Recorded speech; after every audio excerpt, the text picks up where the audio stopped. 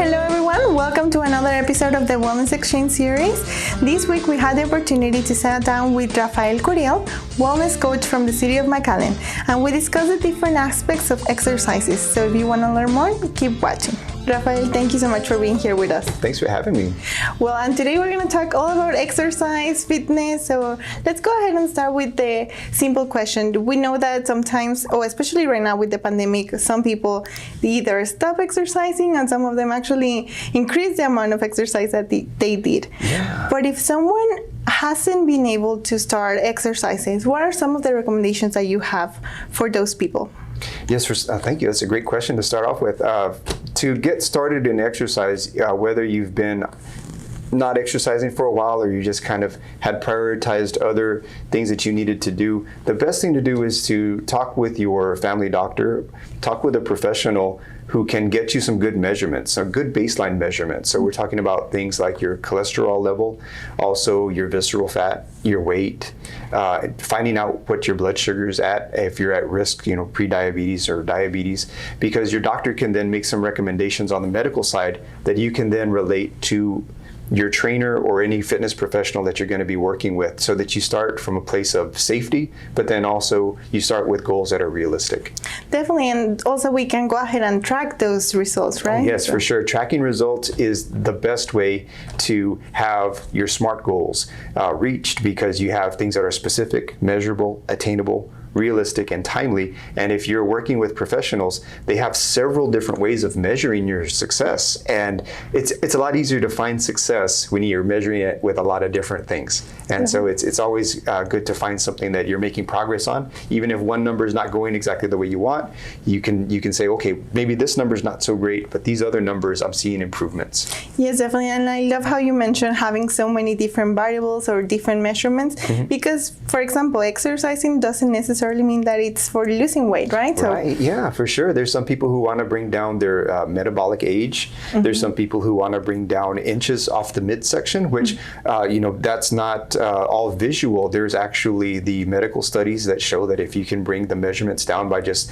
1 or 2 inches off the belly, you're really going to change your health outcomes. So that's very important too, to take all those measurements, as many measurements as you can, and be consistent. Definitely, and also increase muscle. Oh yeah, for sure. Water retention, everything. So there's just so many. All those numbers change, and they all will eventually go in a positive direction, provided you're following the right protocols. Definitely. So do you recommend any specific time to work out, morning, afternoon? Is there anything? Oh, that's a fantastic question, and one that does get asked a lot.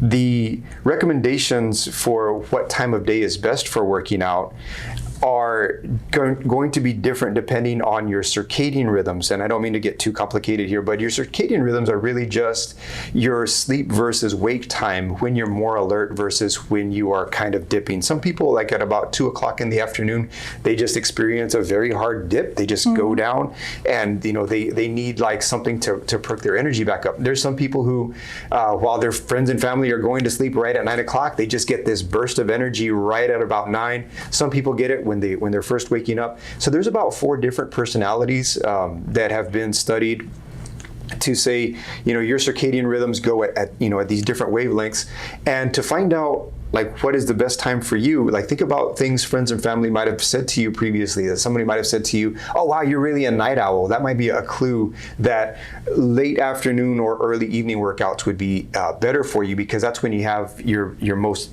energy. Also, it's going to help you to prevent injury, because forcing yourself to work out at a time where you're feeling sleepy or you really can't get too much of your mental focus in your workout could be a bit on the dangerous side. So it's always better to go with what your body tells you as far as when your energy level is at its highest, when your focus is there. And so then that might be experimental for some people. And then some people will say, I have mornings as my favorite time to work out, but because of things in my life and scheduling and whatnot, I can't work out until the afternoon. So it's always like a good, better, best, right?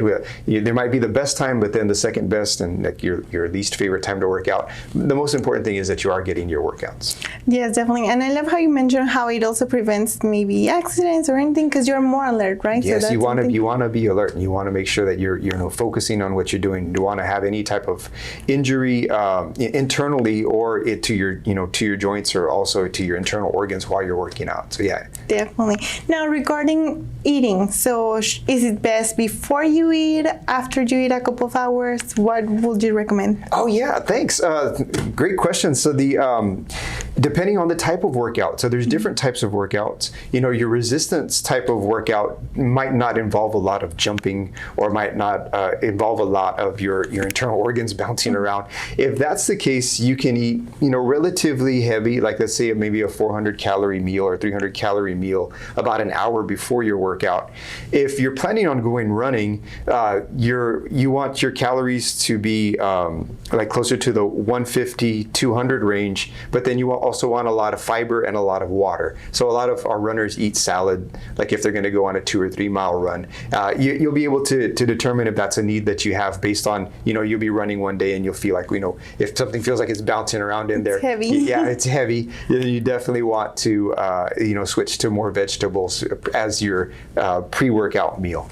Okay, perfect. And you did mention about the different types of workout, but can you elaborate a little bit more on the different types of exercises? There's all different types of exercises, and we're even finding out that working around the house counts as exercise. If you have questions about that, you can look up Met Minutes, which is about your metabolic expenditure, and you can find out how many calories you burn during different activities. And so some of those activities are more intense, right? If you're lifting weights or if you're running, those are going to be more high intensity.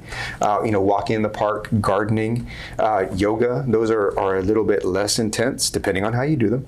But everybody's different, and it's good to get your total number of calories burned in a day to be higher than your intake. So if you have that balance, and a nutritionist, a registered dietitian, or a certified nutrition coach are all great people to talk to about finding that balance. Definitely.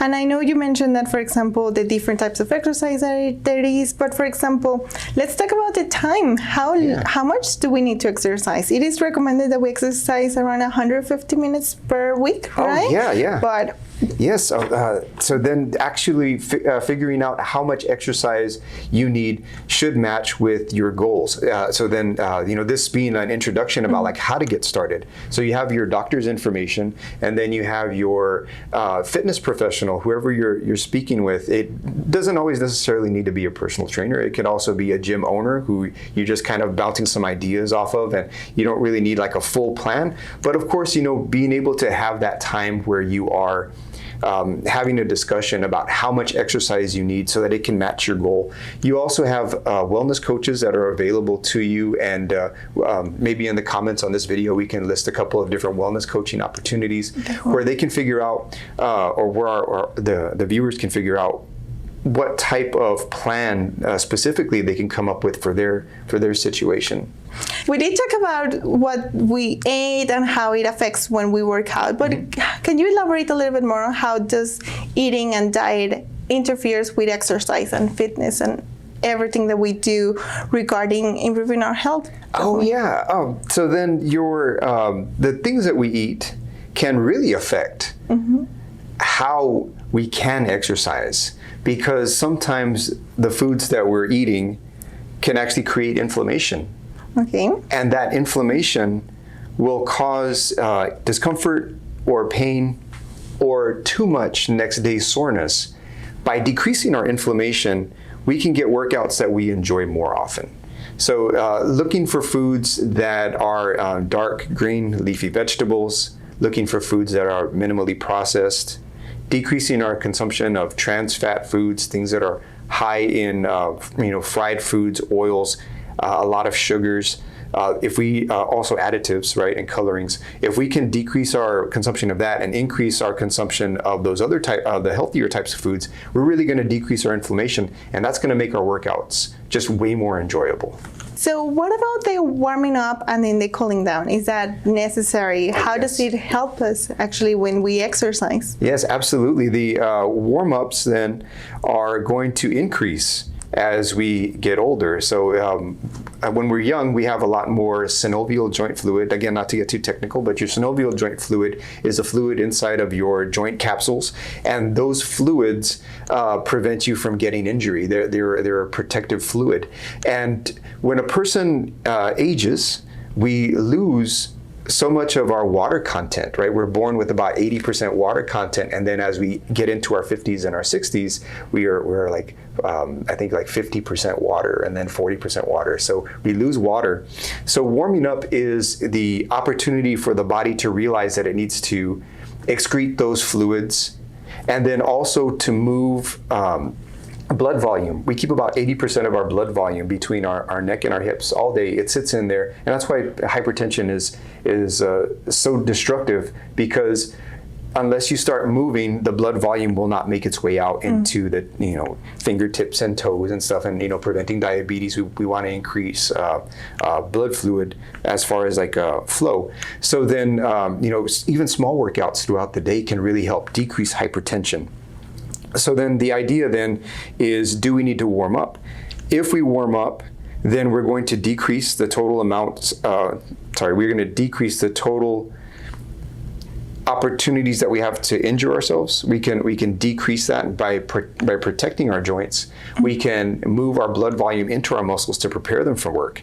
And then we can also like get in the right center, like we could center ourselves for working out. So, kind of going over your intention and what the purpose of your workout is for the day. All those are very important things to do. Wow, definitely. And for example, on the cool down, what about the cool down? Oh yes, the cool down is the one that gets skipped the most often, because we're very busy people, right? And we always want to hurry up and get something done, be finished with it. We want to run out of the gym, are covered in sweat, and get to the next thing, which is acceptable in our culture. The most important thing to remember about your cool down is that the body also needs to close some things down in order to be ready for the next time. So then we don't know what we're going to experience when we leave the gym. It could be 100 degrees outside, whereas the gym was, only a crisp 75 or 76 degrees. And so then, in addition to being very tired and then sweaty, and then we head outside and you get an extra shock, or you get into traffic right away and your heart rate's already very high. So you want to make sure that at the end of your workout, you're feeling good and you're leaving the gym kind of with a uplifted feeling, like high dopamine, high serotonin levels, and you don't want to be, sweating with your heart rate going to 110 miles or 110 beats per minute and leaving the gym, because that's one of the ways that you can have like an incident, like a heart attack or a stroke. Yes, definitely. And you did mention the neurotransmitters, dopamine, for example, which is the happy neurotransmitter, right? Yes, so yes. My next question actually is about mental health, how exercising helps with our mental well-being. Yes, thank you. These are all great questions, by the way. I always like to preface this or get it started with this comment. Working out provides leverage in order to approach mental health issues. Working out is not a substitute for seeking out mental health help. Your workouts can really improve your feeling of well-being overall, provided you approach your workouts in a way that you are practicing gratitude, your intention is there of what it is that you want to achieve that day, and that you are centered. I always say this, too many people go to the gym to get worked up instead of get worked out. And so there's gonna be several people who do go to the gym and they actually increase their stress level when they go to the gym, because the type of things that they're focusing on actually increase stress. And by focusing on the positive things, by working out with positive mentality, you're gonna make a lot more progress than if you're doing things in the gym that are increasing your cortisol, which is a stress hormone. The stress hormone. Yeah, so I mean, if you're in a gym and you are, really abusing your muscles or like pushing yourself too hard or in a way that's not safe for you, that could actually end up in negative consequence instead of the positive. Something, yes, definitely. And the positive mentality that you talk about is really important. Thinking about exercising as something that we're investing in our health, investing in our body, something that we're doing for ourselves and taking care of ourselves. So Absolutely. definitely. Well, Rafael, I had a really good time here talking to you about exercise and how we can get started with it. I don't know if you have any final comments, any recommendations of websites that you would like them to visit. Oh, yes, for sure. Make sure to read the comments because we're going to be adding all types of cool stuff in there that you can link to. And we just want to make sure that everybody keeps exercise in mind, even as stay-at-home orders come and go, and people continue to have to make changes to do things safely. We could still stay safe and still get exercise and be healthy and take care of each other. Yes, definitely. Well, thank you so much, Rafael. Thank you so much. Yeah. And thank you, everybody, for watching another episode of the Wellness Exchange. We do invite you to subscribe to the Hidalgo County Wellness Program YouTube channel, and hopefully you can watch the next episode. Thank you and stay healthy.